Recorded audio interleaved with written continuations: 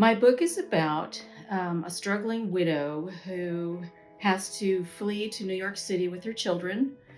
And while struggling there, she finds she can't feed them and takes them to a children's aid society. She signs papers for them, not realizing that she's basically putting them up for adoption or out for indenture. She thinks she's feeding them and getting them schooling. But this aid society, known as the Home for the Friendless or the American Female Guardian Society, put her children on the orphan train, and all four of her children are sent out to three different states. So it's a side of the orphan train you don't often hear about. In fact, you probably have never heard about the mothers who were left behind. So she tries to find her children as the Civil War is erupting around her.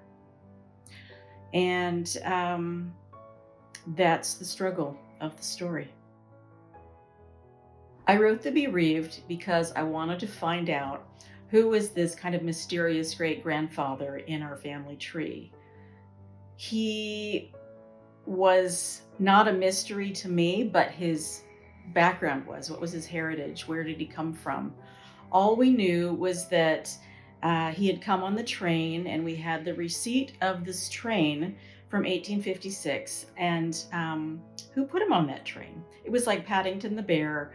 Please look after this bear.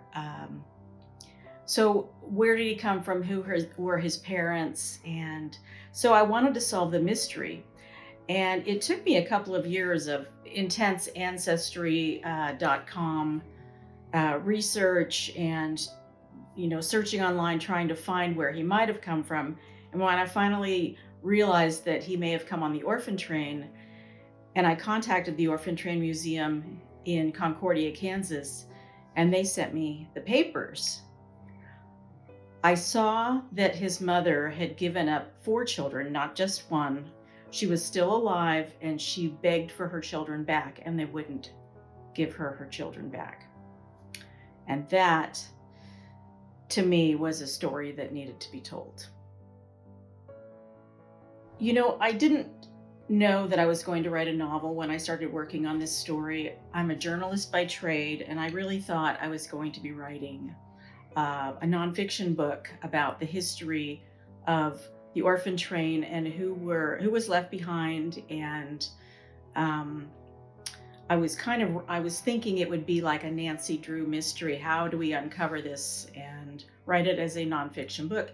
And as I dug and dug and shared the story, people said, "Oh my gosh, this is a novel." And I was like, indignant that no, this is real history. And then as I was sitting, I started to sew a dress by hand so that I could know what it was like to, sew a dress by hand, like my main character. And I just heard her in my head telling me, this is what it was like to do this, and this is what it was like to do that. And basically, the character in my mind was so compelling that I had to stop trying to write history and instead try to capture her story. I am a huge fan of Ancestry.com and newspapers.com, and also the National Archive. I did read books that were like novels around the time period and similar books on the historical era, but really what I like doing is doing deep dives into census records and military records and trying to find people doing their socializing in the newspaper. Back in the day, back in the 1850s and through 1900s and even beyond, the newspapers would print little social clips saying, "Mrs. So-and-so is visiting with her sister-in-law, Mrs. So-and-so." And I was able to find the children of my characters visiting each other, so I knew that they knew each other.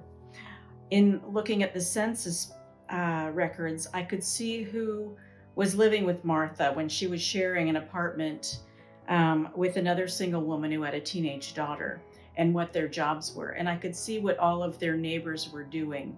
And I've named most of the neighbors for people in the actual census record who were literally her neighbors. So that kind of research, and also the National Archives sent me Ira's Civil War record so I could tell what he looked like by the description, and also where he fought, how much he was paid, and when he mustered out. So lots of records.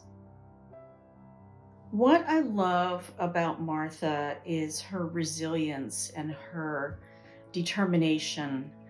Um, I think it's in us genetically, by nature, to be fierce for our children. And I think Martha was so fierce for her children. The most important thing to her was to keep her children safe. And if that meant running away from a home that they all knew, or if that meant working her fingers to the bone, or if that meant making the ultimate sacrifice of, letting her children go somewhere safe so she could work, that's pretty powerful.